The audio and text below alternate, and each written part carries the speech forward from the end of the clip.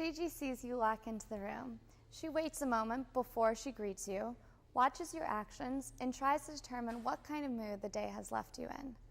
After a few moments pass, she can tell that you have had an exhausting day, and she wants nothing more but to give you a big smile and tell you that everything is going to be all right. However, instead, she sits down beside you and gently rests her head on your lap. She then looks up at you and gives you a faint smile, which leaves you with an overall feeling of comfort. Prior to walking in the door, you felt lonely, sad about the fact that you were going home to an empty apartment. But after Gigi's reassuring presence, you suddenly don't feel as lonely. Gigi then quickly jumps up off the floor and starts rolling back and forth, keeping her legs in the air, her tongue hanging outside of one of her mouth, and smiling with her eyes staying locked on you. After minutes of this ridiculous behavior passes, you can't help but laugh at her and smile. You then realize that you are her biggest gem in life, and she wants nothing more but your happiness. This is my dog, Gigi. A study done by the Depression Research Clinic program at UCLA shows that pets and their unconditional love can help overcome depression and anxiety.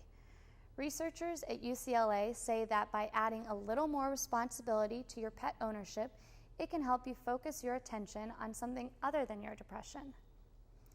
When I moved into my first apartment alone, I had a sudden feeling of sadness and loneliness in my life.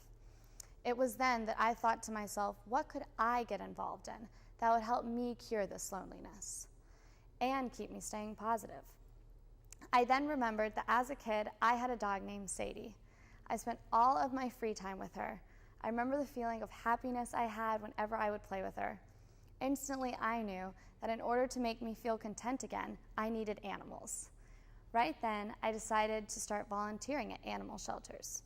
At that time, I wasn't ready to own a pet of my own because of my current status of not having any money, but I made sure to go to the Humane Society whenever I was feeling down on myself. I find myself still going to volunteer at animal shelters when I am discouraged, or I need a quick pick-me-up.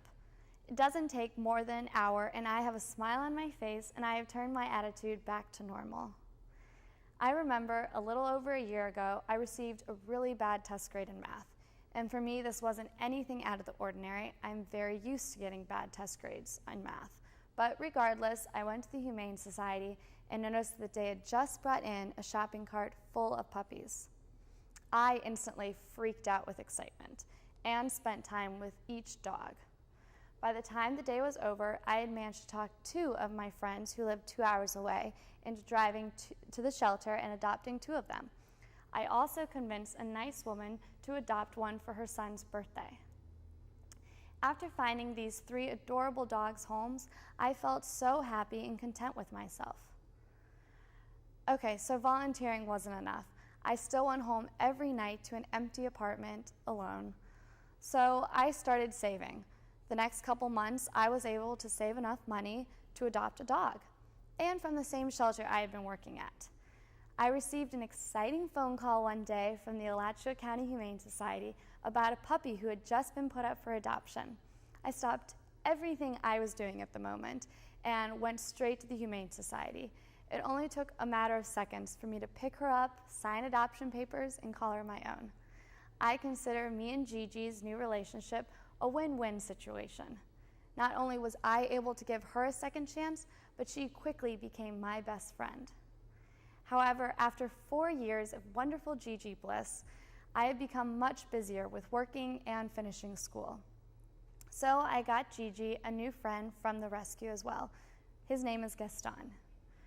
Those 2 dogs bring more joy to my life than I can put into words. I rarely have a lonely evening at home because they are right there for me to cheer me up. Helping animals at local shelters and giving your time to improve their well-being will improve your overall life. I like to think of it as putting the animals' problems before your own, and you will soon realize that your problems aren't as big. So next time you're feeling down or flunk a math test, don't stay at home alone and depressed. Take a shelter at your local shelter, and your heart will fill with love.